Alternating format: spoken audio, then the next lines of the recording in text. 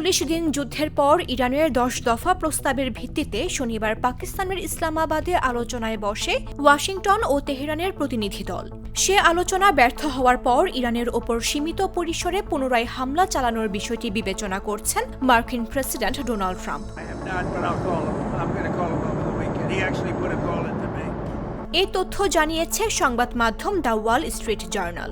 প্রতিবেদন অনুযায়ী যুদ্ধবিরতি শর্তে তেহরানকে ছাড় দিতে বাধ্য করতে সীমিত আকারে হামলা পুনরায় শুরু করার চিন্তা করা হচ্ছে, যদিও পূর্ণমাত্রার বোমা হামলা পুনরায় চালুর সম্ভাবনাও পুরোপুরি বাতিল করা হয়নি। তবে পূর্ণাঙ্গ সামরিক অভিযানের সম্ভাবনা কম বলে এই প্রতিবেদনে উল্লেখ করা হয়েছে, কারণ এতে মধ্যপ্রাচ্যে অস্থিতিশীলতা বাড়তে পারে এবং যুক্তরাষ্ট্র দীর্ঘমেয়াদী যুদ্ধে জড়িয়ে পড়ার ঝুঁকিতে পড়তে পারে।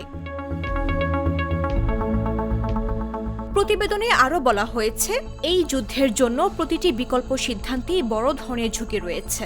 পূর্ণমাত্রায় যুদ্ধ শুরু হলে যুক্তরাষ্ট্রের অস্ত্র ভাণ্ডার দ্রুত শেষ হয়ে যেতে পারে। আবার সামরিক তৎপরতা কমিয়ে আনলে তা ইরানের জন্য কৌশলগত বিজয় হিসেবে দেখা হতে পারে। সংবাদ মাধ্যমটির প্রতিবেদন মোতাবেক সামগ্রিকভাবে ওয়াশিংটনের এখন একটি জটিল সিদ্ধান্ত নিতে হবে। এক্ষেত্রে ট্রাম্প প্রশাসন কঠোর অবস্থান নেবে নাকি সংঘাত এড়িয়ে কৌশলগত সমাধানের পথ খুঁজবে, সে সিদ্ধান্ত অত্যাবশ্যকীয় হয়ে দাঁড়িয়েছে। ইরানের স্বাস্থ্য মন্ত্রণালয়ের তথ্য মতে গত ২৮ ফেব্রুয়ারি থেকে এখন পর্যন্ত যৌথ বাহিনীর হামলায় ২৭৬ জন নিহত হয়েছেন এবং আহত হয়েছেন ২৬,০০০-এর বেশি মানুষ। একই দিনে মিনাব শহরের একটি প্রাথমিক বিদ্যালয়ে চালানো মার্কিন ক্রুজ ক্ষেপণাস্ত্র হামলায় ১৬৮ জন শিক্ষার্থী নিহত হয়।